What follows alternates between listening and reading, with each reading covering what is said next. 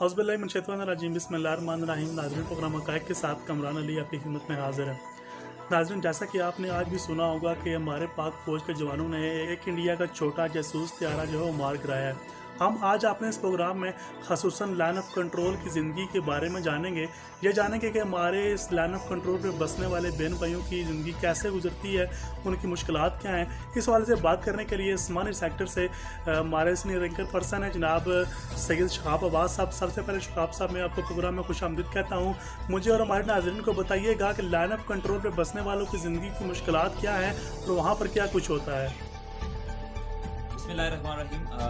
बहुत शुक्रिया जनाब, आपने अपने प्रोग्राम में मुझे कीमती वक्त से नवाजा।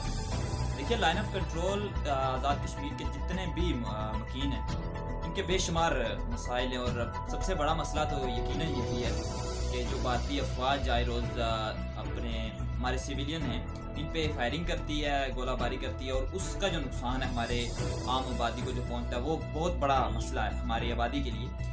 और उसके बाद हमारे यहाँ के लाइन ऑफ कंट्रोल के जितने भी मुकीन हैं, इनके दीगर जो बेशुमार मसाइल हैं जिन पे हमारे हुक्मरानों को गौर करने की ज़रूरत है कि जितनी भी बुनियादी इंसानी हकूक़ होते हैं वो उन लोगों को मिलने चाहिए। जो बुनियादी ज़रूरियात हैं वो उन लोगों का भी हक़ है जिस तरह के बड़े शहरों के लोगों का हक़ है।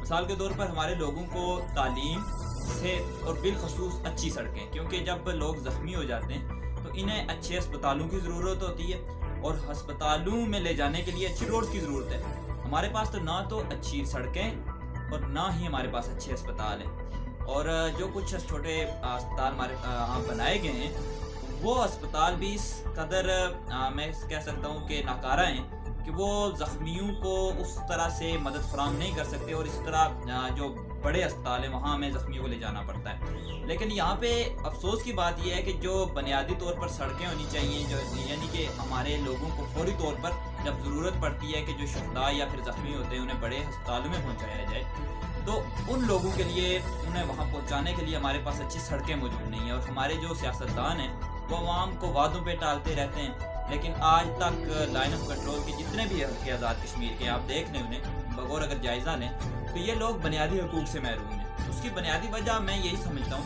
कि लोग जब है सियासी तौर पर जब बरादरीज़म को प्रमोट करेंगे, जब वो किसी नज़रिए को वोट नहीं देंगे, तो उस वक्त तक फिर ये लोगों के मसाइल हल नहीं हो सकते। और अभी तक मैं क्योंकि मेरा ताल्लुक भी लाइन ऑफ कंट्रोल के साथ है, तो यहाँ पे बेशुमार मसाइल तालीम के लिहाज से हमें देख सकते हैं कि बेशुमार मसाइल हैं।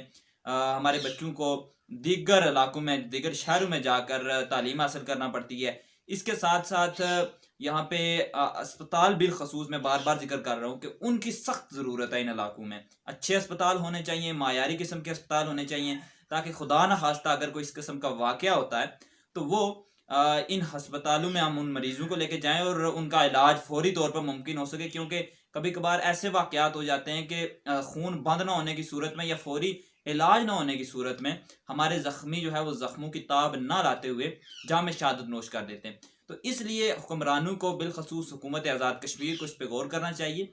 अगर वफाक के साथ मिलकर काम कर सकते हैं तो वो ज़्यादा अच्छा है, क्योंकि इन जो इलाके बिलखसूस इन पर तवज्जो देने की ज़रूरत है, ताकि जो हमारे ये लोग जो दुश्मन के ख़िलाफ़ खड़े होते हैं और दुश्मन की जारियत का मुकाबला कर रहे होते हैं, इनका मुकाबला करने के लिए इन लोगों को हौसला देना चाहिए।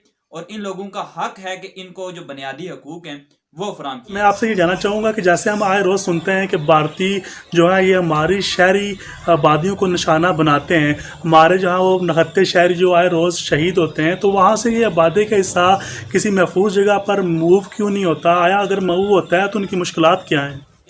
जितने भी लोग लाइन ऑफ कंट्रोल से हिजरत करके दीगर शहरों में गए, दीगर इलाकों में गए, हुकूमत क्या बता सकती है कि उनके लिए हुकूमत की क्या पॉलिसी है? क्या उन लोगों को ज़मीनें दी गई? क्या उन लोगों की माली मावनत की गई? तो जवाब हरगिज़ नहीं में होगा, क्योंकि अभी तक हुकूमत आज़ाद कश्मीर ने इन लोगों की मदद के लिए, इन लोगों की दाद रसी के लिए कुछ भी नहीं किया। कोई भी हुकूमत हो, मैं जितने भी मैं खुद ज़ाती तौर पर मैं हमारे ख़ानदान ने लाइन ऑफ कंट्रोल से हिजरत की है और मैं इस बात का गवाह हूँ कि आज़ाद कश्मीर की कोई भी हुकूमत हो हमें ये बता दे कि जितने भी लोग लाइन ऑफ कंट्रोल के मकीन हैं, जो जिन्होंने हिजरत की है, हुकूमत ने उनकी इमदाद के लिए, उनकी दाद रसी के लिए कुछ किया? जिन ज़मीनों पे वो बैठे हैं क्या उन्हें अलाट की गई हैं? क्या हुकूमत ने دیکھیں لوگ مجبور ہوتے ہیں، ایک طرف بھارتی فوج کی فائرنگ ہوتی ہے، جانی نقصان ہوتا ہے، مالی نقصان ہوتا ہے، اور جب نقصان ہوتا ہے ان لوگوں کا تو یقیناً لوگ ہجرت پہ مجبور ہوتے ہیں، کیونکہ اپنے گھر بار کو چھوڑنا، اپنی اس جگہ کو چھوڑنا بہت مشکل ہوتا ہے، اور اس کے بعد جو مشکلات ہوتی ہیں وہ وہی شخص بتا سکتا ہے جو اس مرحلے سے گزرا ہوتا ہے۔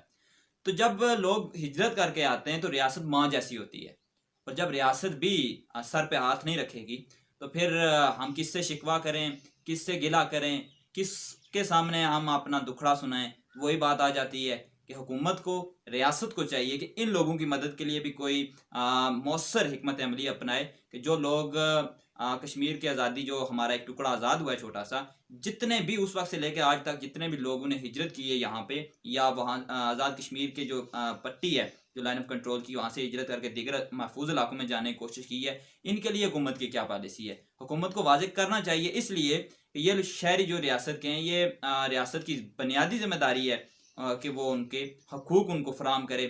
جب تک یہ کام نہیں ہوگا، یہ بھی ایک بڑا ایشو ہے، اور لوگ اکثر سوال کرتے نظر آتے ہیں، لیکن ہماری حکومت کو چاہیے کہ اس پہ بھی نظر ثانی کرے، فیصلے کرے، اور ایک جرحانہ قسم کی جو پالیسی ہے بھارت کے خلاف جس طرح اپنائی ہوئی ہے وہ اپنانی ہوگی، اور ساتھ ساتھ ان لوگوں کی مدد کے لیے بھی کچھ کرنا ہوگا۔